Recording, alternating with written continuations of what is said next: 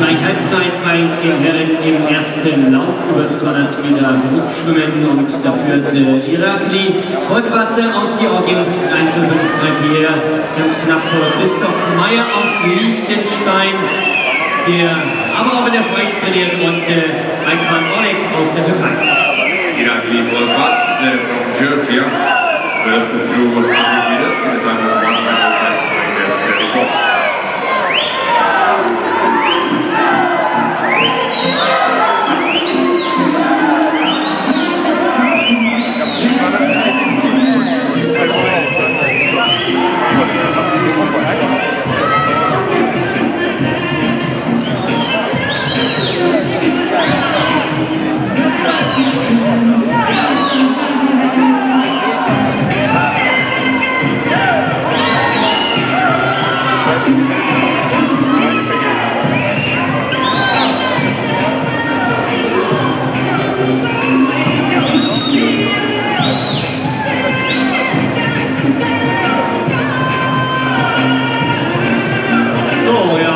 Sind wir eben bei Christoph Meyer aus dem Fürstentum Liechtenstein.